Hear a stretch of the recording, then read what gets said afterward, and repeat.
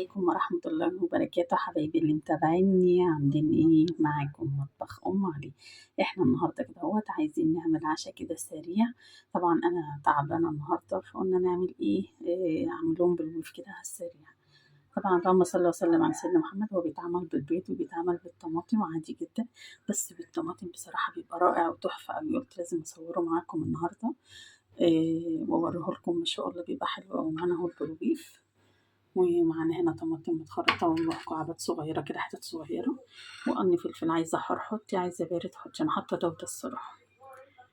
وهنا التوابل بتاعتنا: واحدة حبهان مفرطاها كده، فلفل اسود، ملح، شعرة كمون صغيرة، واحد مكعب شطة.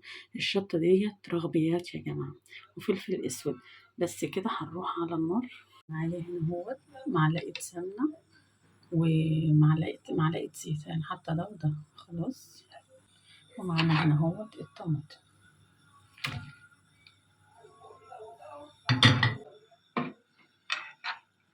هنسيب الطماطم بس تدبل شوية، ما تدبلش قوي، حاجة بسيطة.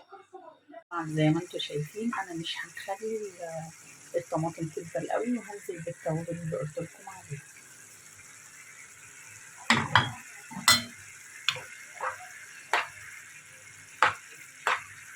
خلاص كده هنزل بالفلفل بتاعنا.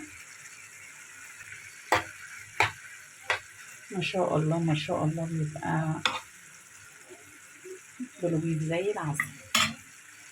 طبعا هننزل بقى بالفلفل بتاعنا، هنقلب.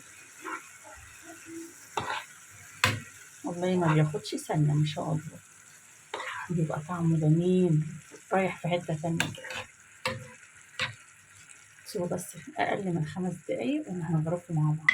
ايه رأيكم في طبق البلوبيف اللي زي العسل ده؟ أحلى بلوبيف النهاردة عملناه في ثانية، بصراحة جميل جدا. يستاهل منكم التجربة. تقوموا كده في المطبخ بالليل وانتوا جعانين هتلاقوا عملتوه في ثانية. طبعا معايا جبنة، طبعا حطيتها جنب الأكل كده للي عايز. ومعانا عيش كده اهو. والطبق البلوفيكر الرئيسي بتاعنا ده النهاردة اللي زي العسل. يلا تعالوا تعشوا معانا وقولوا لي ايه رأيكم فيه. وعليكم السلام عليكم ورحمة الله وبركاته.